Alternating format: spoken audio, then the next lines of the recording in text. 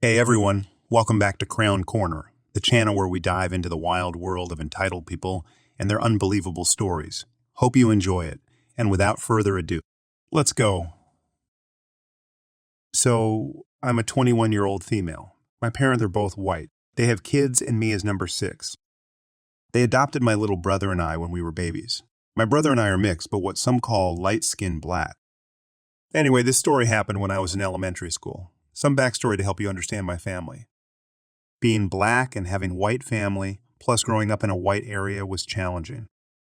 Like my brother and I had swim passes, so sometimes my mom would drop us off at the pool and my dad would pick us up and frequently would be stopped and asked for proof he was our dad. It also didn't help that my mom was 48 when I was adopted, having her last kid at 40. With that, my oldest brother is 20 years older than me, so I have a nephew who is only a year younger than me and a month younger than my little brother. We get weird looks when we are out in public with my brother and I calling my mom, Mom, and my nephew calling her Grandma. So a lot of times people thought my older siblings thought my sisters were my mom. Okay, now you're all caught up. In elementary school, my mom worked as a Title I teacher, which basically means she goes to class to help kids read. She still does this and did the whole time my brother and I were in school. Most of my friends knew I was adopted. Figured they probably just asked their parents why I looked different. Well, one day when I was about in 4th grade, my mom came to class. It was the first time for the school year, so people didn't know she was my mom. I had a bad headache, so when she came in, I was relieved and shouted excitedly, "Mommy, can I have some medicine?" Some kids looked confused, but before I could, for example, the entitled kid stated, "Sometimes when a white woman and black man make a baby, it comes out black." I was shocked, and as a little kid, I didn't know how to respond, so I didn't. I went over to my mom, and she gave me medicine she had in her bag. Cue the entitled kid, "I need some medicine too." My mother explained to her that she couldn't give her medicine because it was against school policy, and she could give me medicine because she was my mom. She rolled her eyes and huffed back to her desk. We thought that was the end of it till the next morning. Each morning, all the Title I aides would meet up in the library to organize their stuff and chit-chat. I would come and sit with them a lot because I would get back earaches from being outside. That's when the entitled mother comes in. You must be N-word lover. All the aide teachers' mouths dropped. I didn't know what that word meant at the time, but I could tell it was bad because of everyone's face. My mother told her not to use that language in front of me. The entitled mother rolled her eyes and began to demand to know why she wouldn't give her daughter some medicine if she was giving me some. My mother explained again. Then the entitled mother said, "So because you chose a N-word and made a child, they get medical help over my baby." I could see my mother getting upset. Again, if you continue to use that language, I'll have to get the principal involved. The entitled mother smiled. "Fine, let's do it." My mother and the entitled mother left, and I did not understand what's going on. So I called my dad and told him what happened. Now my mom is the nice, soft-spoken type. My dad, on the other hand, had an intense resting brat face, and when angry is angry. So my dad told me he was on his way. I waited in the front office for my parents. My dad got to the school before my mom came out and knocked on the door. Principal opened the door, and the lady saw my dad. When seeing my dad, my mom said, "What are you doing here, hun?" The entitled mother's face looked like she had seen a ghost. So is her daddy the milkman? Again, I didn't know what that meant, but I could tell by my dad's face. He was not happy. The entitled mother said, "How else would she look like that?" Gesturing at me, then turning to the principal. "I mean, she obviously isn't a good example for the children, so you should fire her for the children's sake." My dad started laughing, which I knew wasn't a good sign when he was mad. He told me to go find my brother and get my stuff, then they closed the door. The bell had rang already, so the front desk lady gave me a note, and I went to my brother's class and got him. We both agreed to be on our best behavior since Dad was mad. We sat on the bench waiting, then my parents came out. "Are you fired, Mom?" I asked. Then my mom smiled. "Of course not, but we're going home for today to talk." Sweet. Ditch day. My parents took us to Denny's for breakfast since we missed it because our school provided it. They explained to us that some people don't like the color of our skin and that it was never okay for us to be called that. We got to stay home. The next day, I noticed the entitled kid was moved to another class and found out the entitled mother was kicked out of the Parents-Teacher Association. Edit. I married a white man. He served an LDS mission to New Zealand and the Cook Islands. Surprisingly, we were asked a lot if he brought me back from his mission. People are always asking me where I'm from. We have a son, and he looks just like his dad, but has my curls. So I get funny looks a lot, and people are always surprised I'm his mom. I've never had that intense racism till I was older, but I had the small things here and there. I've been told I talk and act like a white woman. Not sure what that means, but when I say I was adopted and show a family picture, it seems to help make sense to people. It all started when I was browsing the Lego section, looking for a new set to add to my collection. That's when I saw it, the Lego Millennium Falcon. It was the perfect addition to my collection, and I couldn't wait to get my hands on it. But then, out of nowhere, this Karen appeared, dragging her screaming child behind her. She marched right up to me and demanded that I give her kid the Lego toy that I was holding. "Excuse me," she said, her voice dripping with entitlement. "My little angel has been asking for that toy all week. I think it's only fair that you give it to him." I couldn't believe what I was hearing. This woman was actually demanding that I give her son my toy. I tried to explain to her that I had been looking for this set for weeks and that I had finally found it, but she wouldn't listen. "Look, lady," I said, trying to keep my cool, "I'm not giving you my toy. If you want it, you'll have to buy your own." That's when she started to lose it. She started screaming at me and calling me all sorts of names, and then she threatened to call the store manager. I rolled my eyes. Of course she would try to get the manager involved. I stood my ground and waited for her to storm off and make a scene. But then something strange happened. The store manager appeared, and she was also a Karen. She approached us with a stern look on her face, and I knew right away that this wasn't going to end well. "What seems to be the problem here?" she asked, her voice cold and authoritative. "This person won't give my child their toy," the entitled Karen said, pointing at me. "I demand that you make them give it to me." The store manager turned to me and raised an eyebrow. "Is that true?" she asked. I explained the situation to her, but she wasn't interested in hearing my side of the story. She was too busy pandering to the entitled Karen and her bratty kid. "I'm sorry, ma'am," she said to the Karen, "but I'm going to have to ask this person to give you the toy. It's store policy." I couldn't believe it. This was insane. I wasn't going to give up my toy just because these two Karens were throwing a fit. I stood my ground and refused to budge. That's when the entitled Karen lost it. She lunged at me and tried to snatch the toy out of my hands, but it was too quick for her. I dodged her attack and held the toy tightly to my chest. The store manager tried to intervene, but I wasn't having it. I gave her a piece of my mind and told her exactly what I thought of her and the entitled Karen. "You're both a couple of entitled Karens," I spat. "You think you can just bully people into giving you what you want. Well, I'm not going to stand for it. This is my toy, and I'm not going to stand for it. This is my toy, and I'm not giving it up." With that, I dropped the Lego set on the ground right in front of the Karens. They both gasped, thinking that I had just ruined the toy. The entitled Karen looked angrier than before. "Look what you've done to the toy, you little piece of crap. You ruined it!" The manager Karen followed. "I'm afraid that you have to pay for the whole set, sir." But I knew better. I was a Lego collector, and I knew how to fix any damage that could be done. "Okay, I'll pay for it." I calmly picked up the pieces and started reassembling them, ignoring the angry stares of the two Karens. As I worked, I couldn't help but notice the irony of the situation. Here I was, fixing a toy that they had been fighting over, while they stood there looking foolish. I turned to the Karens and said, "Well, that was fun, wasn't it? It's always a pleasure to be harassed by entitled Karens in a toy store." The entitled Karen glared at me and retorted, "You think you're so clever, don't you? Just because you have a stupid toy?" I shrugged and said, "Hey, it's a pretty cool toy, but I guess you wouldn't understand since you're too busy being an entitled Karen." The manager Karen interjected, "That's enough, sir. I'm going to have to ask you to leave the store." I replied gladly. I don't want to be around any more Karens anyway. And as for the Lego Millennium Falcon, it was still safely in my possession where it belonged. Sadly, this is my own story from tonight.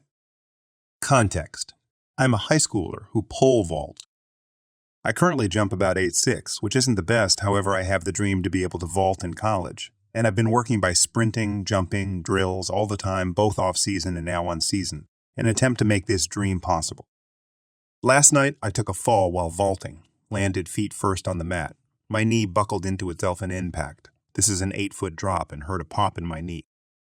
I decided to go to the athletic trainer since my knee and leg was in excruciating pain. The trainer said, after an assessment, that I fit every possible sign for an ACL tear, and I should go to an orthopedic doctor as soon as possible so I can get miry and start the process of preparing for surgery and rehab, especially since I do fall sports as well as want to do athletics in college. This is the story of what happened tonight. Ed, do you know what you did? Do you understand the significance of what is going to happen? Money doesn't grow on trees. Now, the school is going to pay attention to you. You should have kept silent. Me, I know I'm sorry. Ed, what the fuck were you thinking? Even if it is an ACL injury, which it's not, you probably have a little sprain you are exaggerating. You will never go proper. You aren't Kobe Bryant sitting on the bench for the NBA. If you have a partial or full tear, we aren't treating it. You can deal with your consequences. About 10 seconds at the lecture. He grabbed my leg, then started screaming at me to put it to the ground. I physically couldn't. The pain was too much, and he forcefully pushed it to the floor while I winced in pain. He then proceeded to continue shaking my leg and pushing it past my limits to get it straight. Now, about 3 hours later, the athletic trainer texted my dad details about going to a doctor on Monday morning. He told them no, and he refuses to take me to the doctor. Gotta love sickening entitled parents. Update. Quite a few people wanted an update, so I decided to write one. The battle about taking me to a doctor was about a week long and ended when my knee started to get worse. It ended up buckling at school, and I collapsed where I had to be collected from the school nurse. The school trainer called my parents and threatened that if they don't take me, then he's going to find another way. So I went February 22nd, where he ordered stat MRI I did that evening. I had a torn meniscus, mal, and ankle, and I got my surgery yesterday. It's definitely painful, but I'm on a lot of drugs to try to make it manageable, and I start Pete today. The surgery definitely hurts a lot more than the initial injury. I also didn't have the best experience in surgery. Nothing was botched. I just had a really rough time waking up from anesthesia. It's pretty normal to fight, but they ended sedating me quite a few times since I kept on punching, kicking, and screaming. They eventually just said they had to let it run its course and held my limbs down. The weird thing is, I have zero memory of any of it. I felt really, really sick since surgery, which hasn't been fun, but it is what it is, I suppose. Now onto where my parents are. A lot of people were questioning where my mom was in the last post. She's still around, but wasn't really involved in the last story minus no doctor. They've definitely been interesting, I suppose. Since surgery, they've been arguing back and forth for custody reasons and about how they should have the crippled me. My dad is almost making it feel like a joke. Every 5 seconds, ask my knee is okay, etc. Even though he knows the answer, but it makes it feel like he doesn't actually care.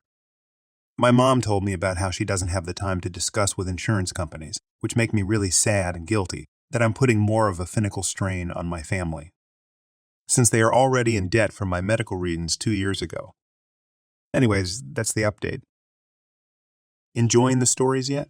If you do, please subscribe, like, and comment. Background info. I am deaf and live in a deaf community, and I own a Burman cat named Time. Also, due to having been robbed 2 separate times, I lived in LA. I always have the highest end cameras, and they are everywhere. Keep in mind this is translated from Assel. Set the scene. It was 2 months after I moved into my new house, and it's 11 p.m., and my parents were not home. I'm still a minor not living by myself. When I moved into my house, I quickly noticed that the new neighbors were not very welcoming. So one day, I was playing games on my PC when I got a notification from my doorbell saying my doorbell rang 4 times. I sigh and get up. Tim got up and ran to his hiding spot. I go to the door and answer it. Nee, hello? Hi there, can my son please have your cat? I will pay $20 for it. I was completely caught off guard by this comment, but quickly responded, no, thank you. Why you're like, looks me up and down. 9? Nee, no, I am 14. Laughs. Okay, kid $20 is a lot for a kid your age, so just give me the cat and I will be on my way. Me, no, thank you. Wow, you don't have to be such an entitled brat about it. Now, this next part is an assumption based on lip reading and facial expressions, as the kid was not signing. The mom was EK, screeching. Mommy, can I have the kitty now? EM, sorry, sweetie. Not yet. Mommy is almost done. Me, like I said before, no. EMEK, go inside while we finish. She signed this. Me. Mom, you cannot give your child permission to go inside. He ran inside anyway, and I went after him, grabbing the cat out of his arms and comforting him. EK, Mommy, he hit me, Me. No, I didn't. He forcefully grabbed my cat, and I simply grabbed it, EM, you hit my kid, you pedophile. Now it's time to compromise. You give us the cat, and we will not call the police. Me. Yeah, okay, good luck, lady. I then slam the door shut and go back to my PC. And bangs on my door and rings the doorbell for a solid 5 minutes and then leaves. I call the non-emergency line for our police department, using a subtitle for calls app. My phone is loaded with deaf accessibility, and inform them of the situation, and the nice lady gives contact info where I can send the videos. Like said earlier, I have cameras everywhere, and tells me she will handle it. Update. Quick context. Parents currently in Cali on their honeymoon. Set the scene. It's 5:30 in the morning and I am trying to sleep when my phone blows up with notifications. For those of you who don't know, iPhones have a setting that allows the flashlight to flash in the place of an audible notification. I was irritated as I essentially woke up to a flash grenade. I checked my phone and my doorbell was rung 17 times. I go to the door and see EK standing there without EM. Keep in mind, it's 5:30. EK tries to talk to me, but he doesn't know sign, even though his dad is literally deaf. So I slam the door in his face and go to sleep with my phone flipped upside down to not get woken up. When I do wake up, I check my phone to find my doorbell rang 57 times, 14 missed calls, and 87 texts. No idea how she has my number. I block the number and go on with my day. I go and see my favorite Starbucks employee getting harassed by her own EM. I left immediately. So I get home and go to my room and Tim is not there. Oh, crap. I check the AirTag on his collar and he is across the street. Go figure. I went over there and hit the doorbell with 8 clicks per second. She comes and I rather annoyed signs. Can I help you, boy? Yes, you can. You have my cat. No, I do not. I showed her the AirTag on my phone and she slapped it out of my hand. I pick it up and she starts chasing me. I ran to Starbucks and signed to my friend, working on an order. Call 911. Hurry. My friend immediately stopped, put in her hearing aids, and called 911. Was signing this will teach you for hitting my kid. No one except the employee knew what was happening as the convo happened in ASL. My friend pepper sprayed EM as the police arrived. Now keep in mind, this is from what my friend told me after the incident, because you know I couldn't hear what was being said. EM, help. I am being harassed and this rude employee pepper sprayed me for no reason. Police 1. We understand, we just need to see what happened. Police 2. Ma'am, I watched the CCTV footage. You are under arrest. EM. Excuse me, you were saying I was recorded without permission? The police sighed and did not answer. They then came to me, and using my friend as a translator, I told them everything. At around 8:35, after the police contacted my parents in California, my precious baby Tim was returned to me. I let him rest. The next day, I was texting the nice kid and he thanked me for kicking sense into his entitled mom that acts like she is 4. I said, "You're welcome."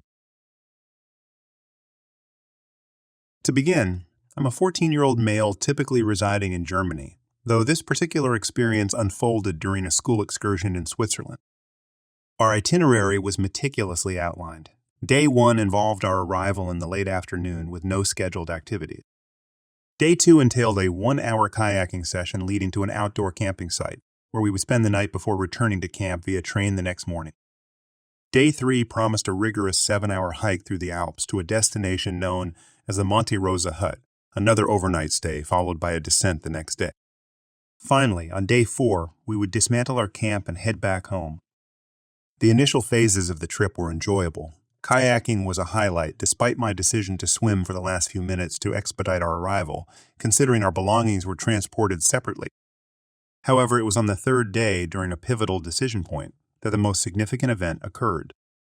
We were presented with a choice: follow the base route, a 7-hour trek accompanied by all 4 teachers, or opt for the advanced glacier route, a shorter 3 to 4 hour journey with 2 of the camp instructors.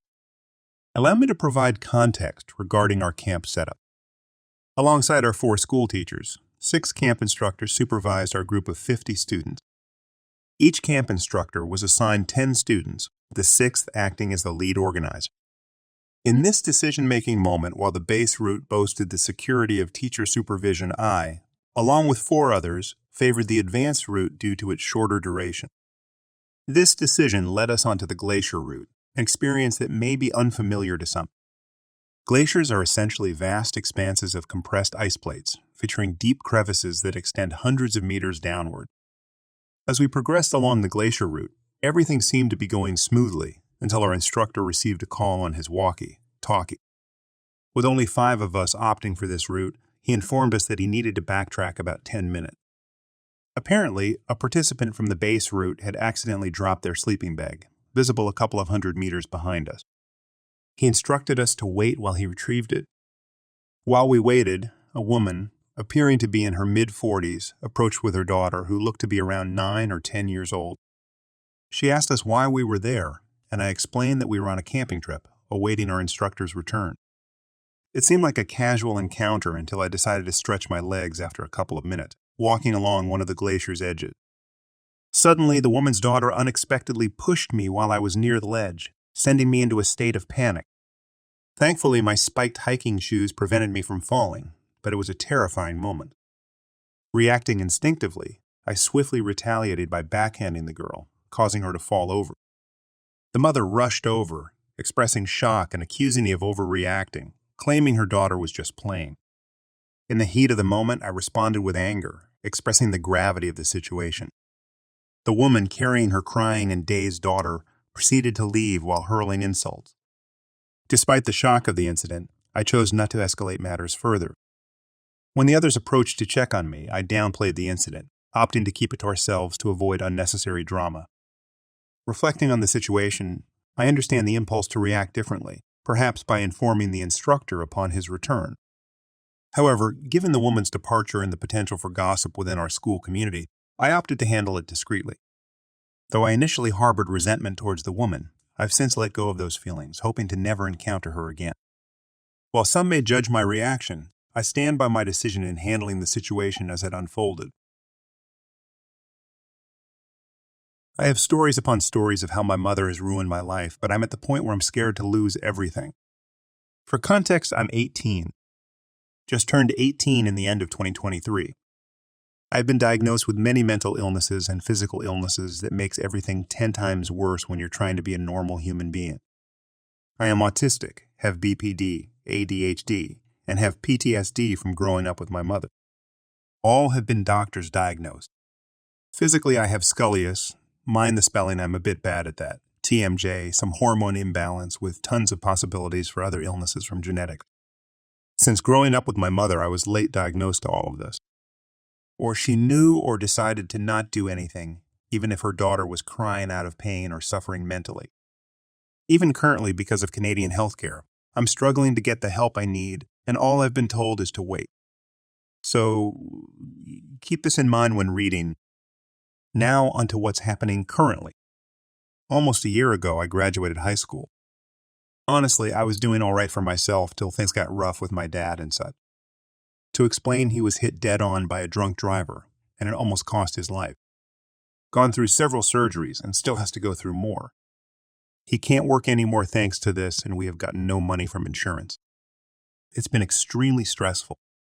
I had to quit my job I had because of this, and ended up quitting my extra year of school because of my father and my own health getting very bad.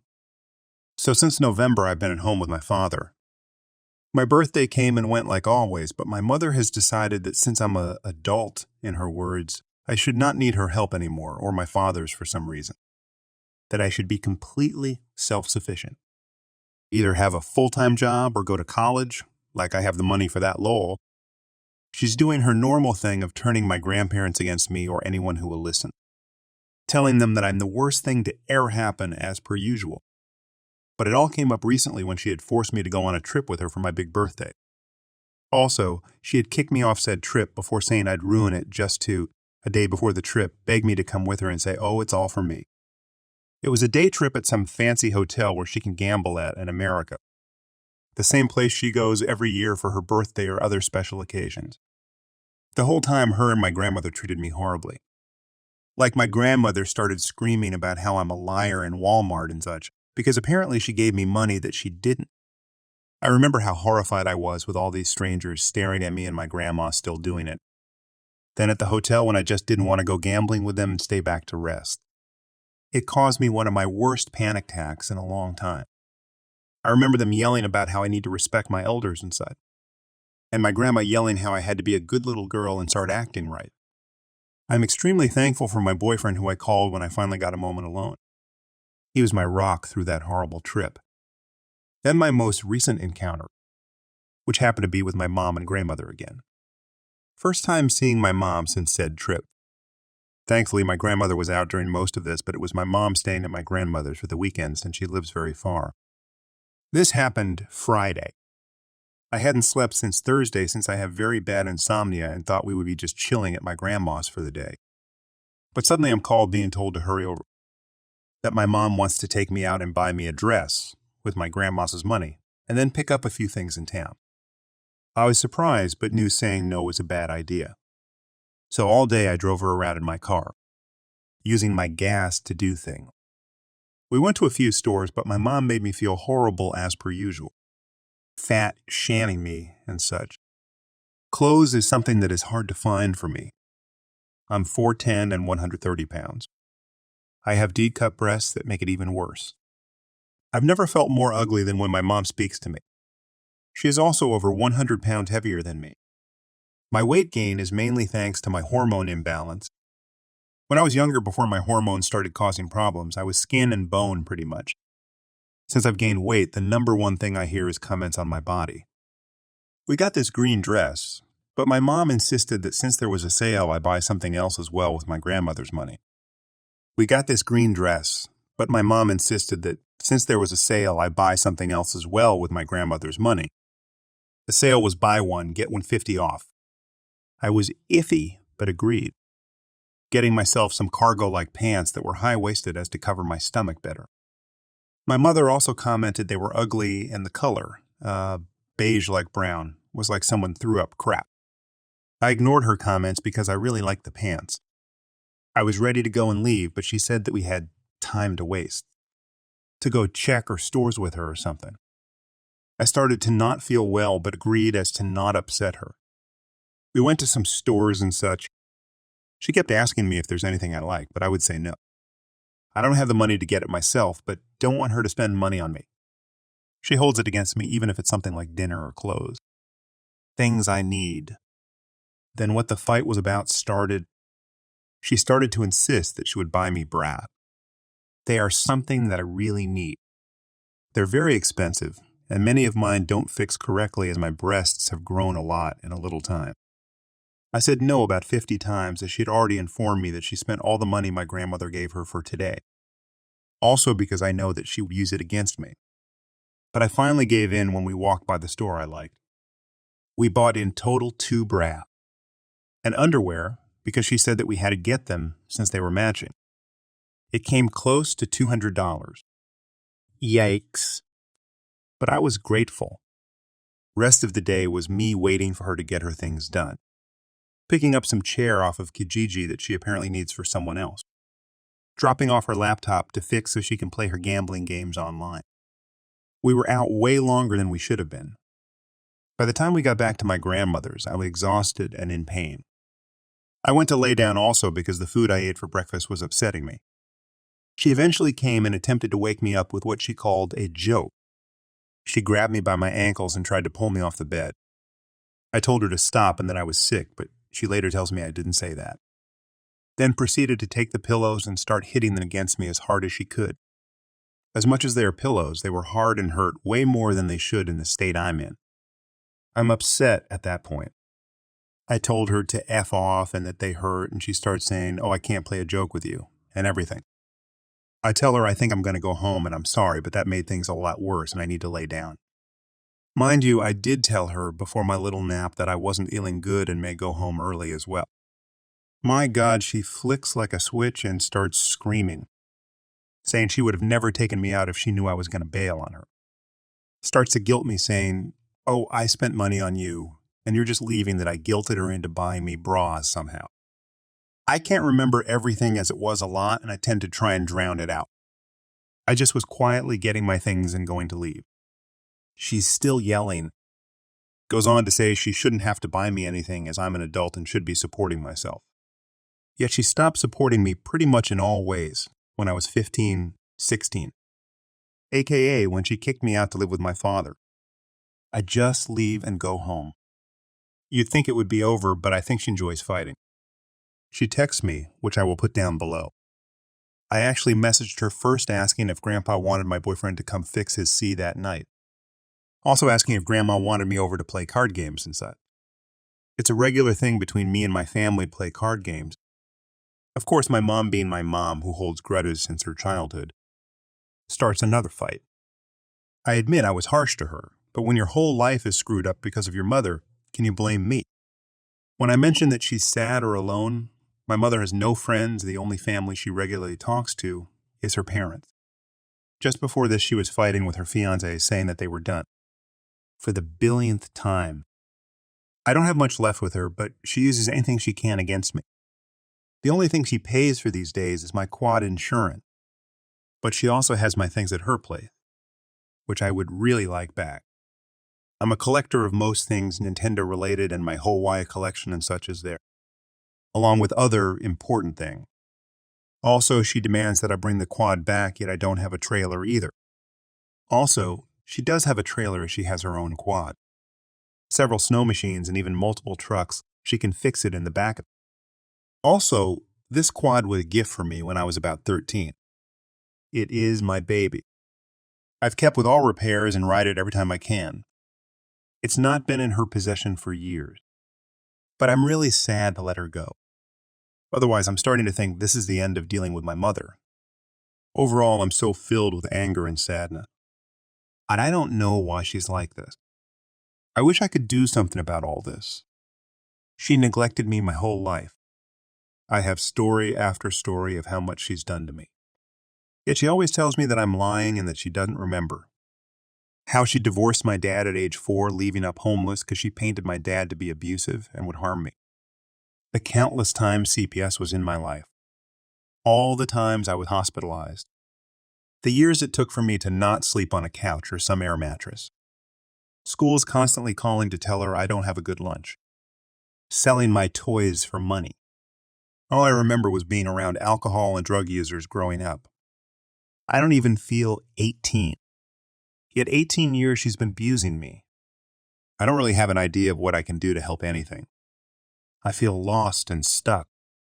I know this isn't a happy story or anything, but I want it to be out there, since I don't talk about it anymore. Most people don't care. I've lost friends from apparently being too much. So I don't tell anyone anymore. If anything happens, I'll try to update. Thank you for reading. I just typed this all out and realized this community doesn't allow photos. I will type out the messages word for word below. Me. Does Grandpa still want my boyfriend to fix his hard drive? Mother. Not right now, he said. Me. My boyfriend isn't available till 4 tonight anyways. Mother. He said not today. Me. Okay. Should I come over tonight for games or not? Mother. No, we're mean to you. Me. You are. I told you no 5 times yesterday when you wanted to buy me bra. I knew you would use them against me, and you did. Mother. No, I'm not, and if you think that, then stay away from me. Mother. I wanted to buy you bras. You needed them. I wanted to do something nice. Me.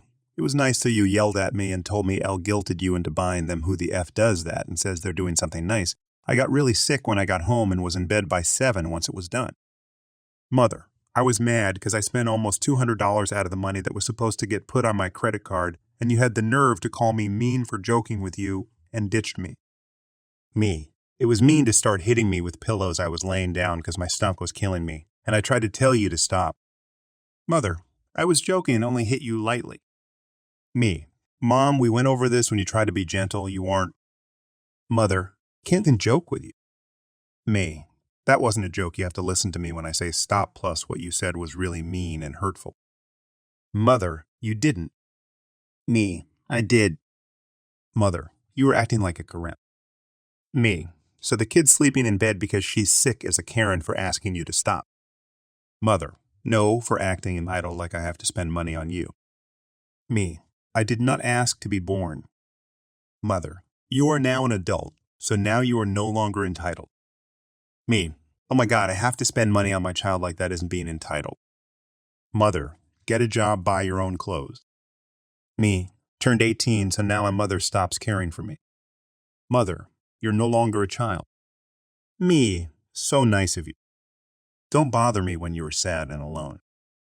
Mother, can't be around you anyways. Can't even joke with you or nothing. I'd be nice and but you stuff and you act like I'm supposed to. No, I'm not. Me, you aren't respectful of what Elle don't like, and when I say no or get upset, you explode. You have never been nice to me. I could literally be dying and you wouldn't care. Mother, leave me alone. Stop texting me. Grow up. Go to school or get a full-time job. Start paying your own car insurance, quad insurance, snowmobile insurance, etc. You think I'm mean. Now I'm gonna be... And I want the quad back at my house. Me. Come and get it then? I want my thing back as well. Clothes, my Y and games and YUs. Collectibles. Everything. Mother. No, you bring it back, I have no trailer. Me. If you want it back, come take it back then. Thanks for joining us.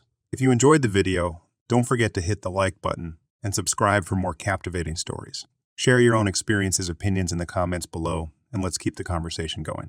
Until next time, stay tuned for more epic tales.